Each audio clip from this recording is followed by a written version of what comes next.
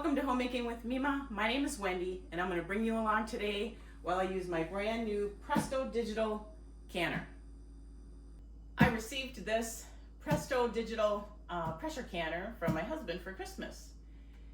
And I am going to use it for the first time actually canning. Now, I did a test run with it, and I'll insert just a short little video of that. Whenever you get a new canner, you want to test it out to make sure that it actually does its job. And if it doesn't, then you return it, and because not everything is perfect. I consider myself still a newbie at canning. I've been doing it for 5 years, and I don't know when you really do consider yourself a seasoned canner. Maybe after 10, 15? I've only been doing it for 5. But I am going to be canning. I made some spaghetti sauce that I've had in the refrigerator that I purposely made to can for my canning shelf. And I am going to use this canner today.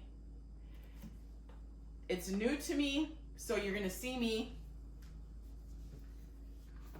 definitely use the instructions. And this came with the canner, which is great. One side's for pressure canning, and the other side, it says boiling water canning method, but water bath canning. And when I first used it yesterday, I did mess up some, and it wasn't the product, it was me misunderstanding some of the directions. I was just in such a hurry to I want this to work. So there again, patience. This canning teaches me patience. Not that I keep the patience, but it forces me to be patient. So anyway, that's what I'm going to do. I'm going to follow the directions on here like I did yesterday, and I'm going to bring you along the best that I can. So I'm going to get this over there. I'm going to can it on there. It does recommend that if you set it onto a counter, let me move this over just a little bit. This is where I canned the water yesterday.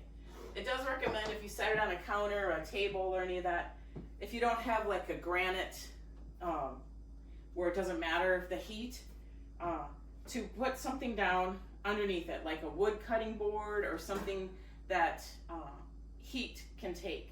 Well, this is just a flimsy table, so I did put kitchen towel down, and I put this huge cookie sheet down, and I had it sitting on here, and it worked really well.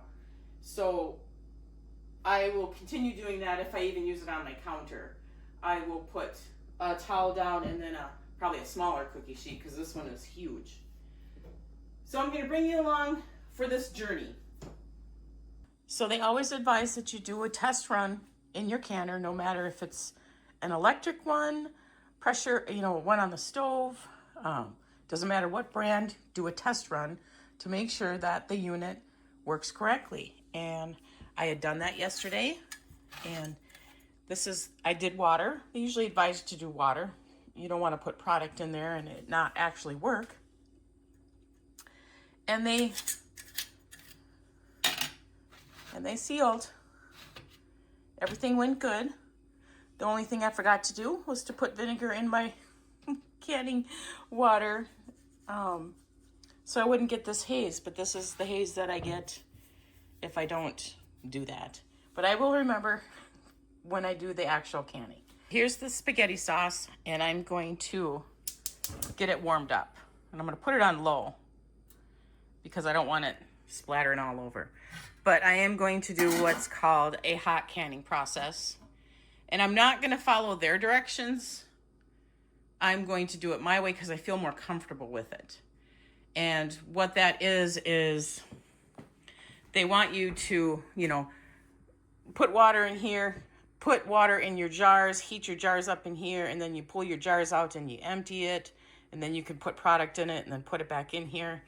I feel more comfortable, because this is how I've been doing it, to just have the water in here, heat it up like I would in my normal canning, and then I'm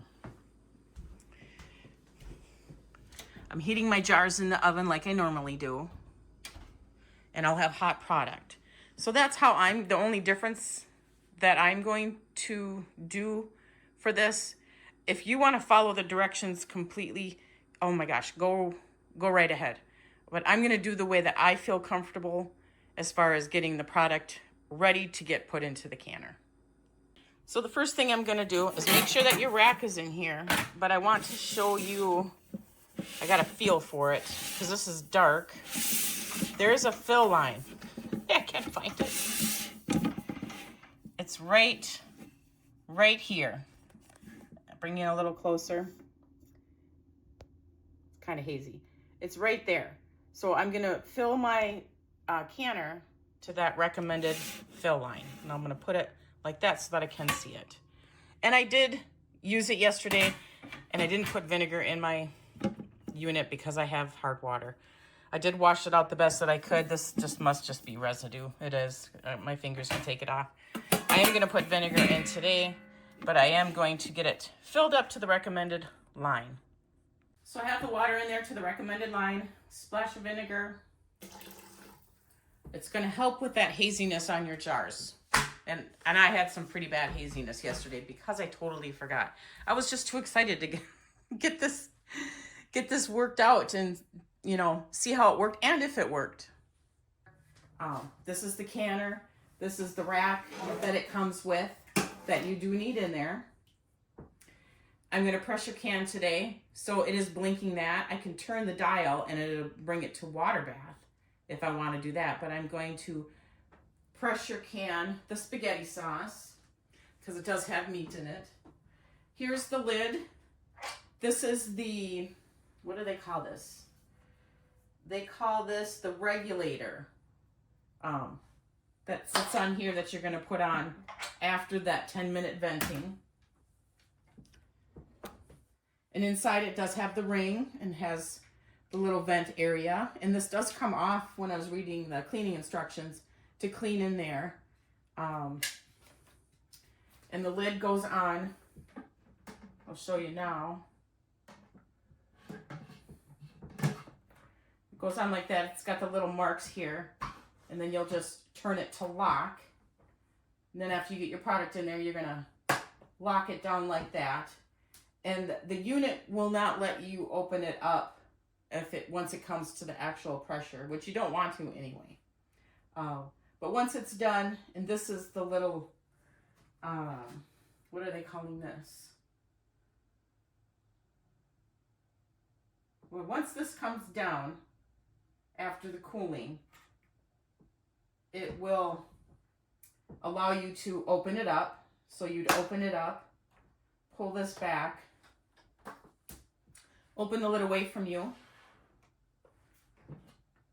just like that, and let it do its cool down. Now, if you're watching this video to get a step-by-step, my best advice to you is it comes with the manual, and it also came with this great instruction thing. Always read your manuals. I read this, and then I tried to follow this. Of course, I was so excited that I missed some steps.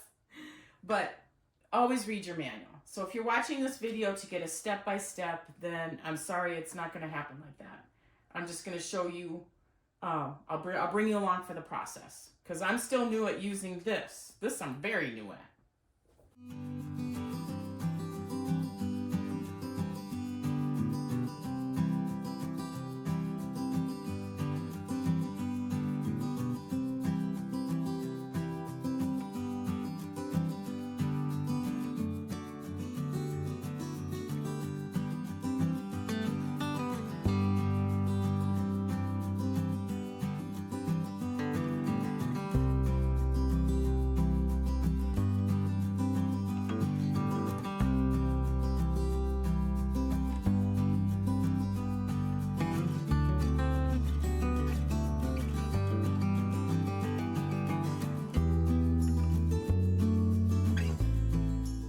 So I got 4 quarts out of that spaghetti sauce. This unit is going to work so perfect for the smaller batches that I have instead of taking out my All-American 921 canner, because I won't be able to fill it completely because that is larger. And then I'd have to put empty jars in with it you know, and process it that way so that the product doesn't bounce around, because it processes for quite some time. And so it's going to work out perfect. And I'm excited about this. So I'm going to finish up. Like I said, I'm not going to go talk to you step by step, because this is my first time using it actually canning, and I may mess up, but that's okay. That's the whole process of learning.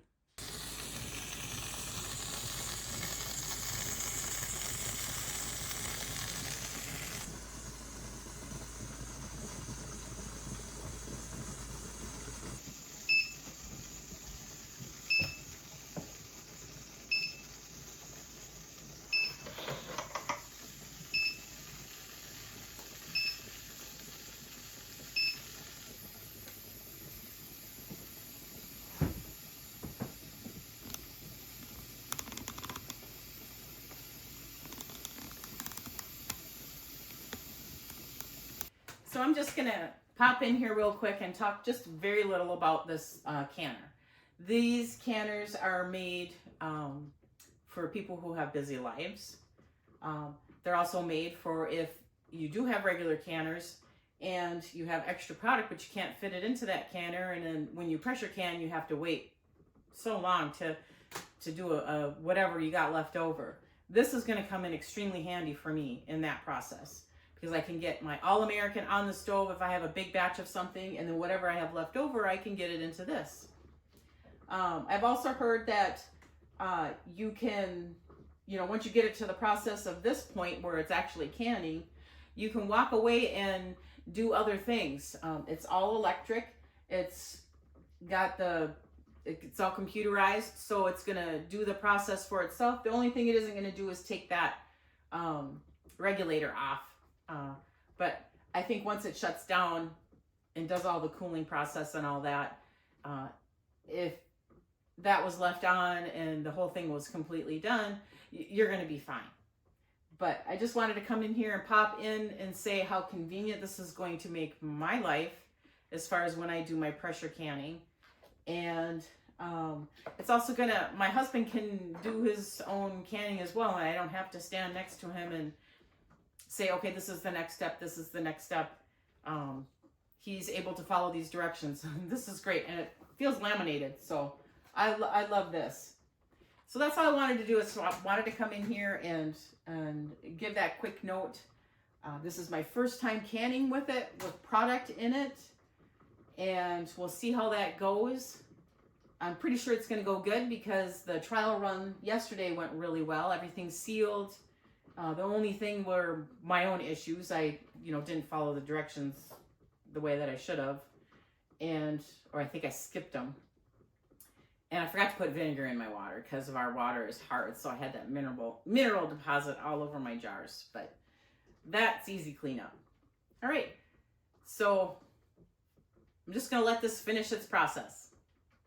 So it is done. So I can take the regulator off. The little thing right here went down. I can't remember what they call that. Sorry. I can twist this and open it. It's going to allow me to do that. As with any canner, always open it away from you. And because it's cold out, I'm going to let it sit. I'm going to set a timer for about 15 minutes.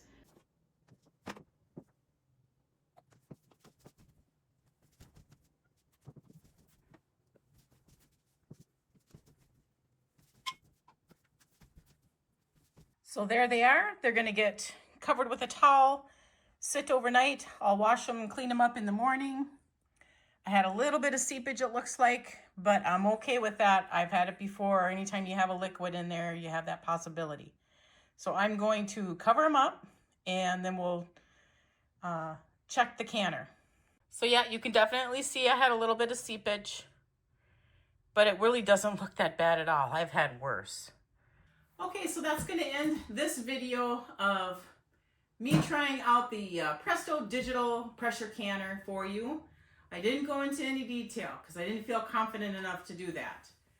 It's my first time using it, actually pressure canning product, so I didn't feel comfortable detail to detail. However, I told you the canner comes with this really great laminated guide for pressure canning and water bath canning. And it also came with a really great book. Always read your manuals, especially for cleaning in that. And as always, I always use the USDA home canning guide. I'll link a description, or I'll link the this in the description box below, and you can look at it for free on the internet. I believe you can download it for free as well. I purchased mine, well, my husband purchased mine through Amazon. You can get it through there as well. It's like the Bible of canning. I want to thank you folks so much for joining me today through this venture. I know it wasn't a detailed canning process, and if that's what you were looking for, I apologize. I do have other canning videos out there. I have a playlist of canning. You're welcome to browse through that. And that's more detailed with a different canner. In the future, I may do a more detailed, step-by-step with this canner, but it comes with really great instructions if you follow them and read them word for word. Don't do like me anyway, I'm not gonna go down that road. Again, thank you for joining me. If you like this kind of content, please give it a thumbs up, subscribe to the channel, and I want you folks to make it a really great day.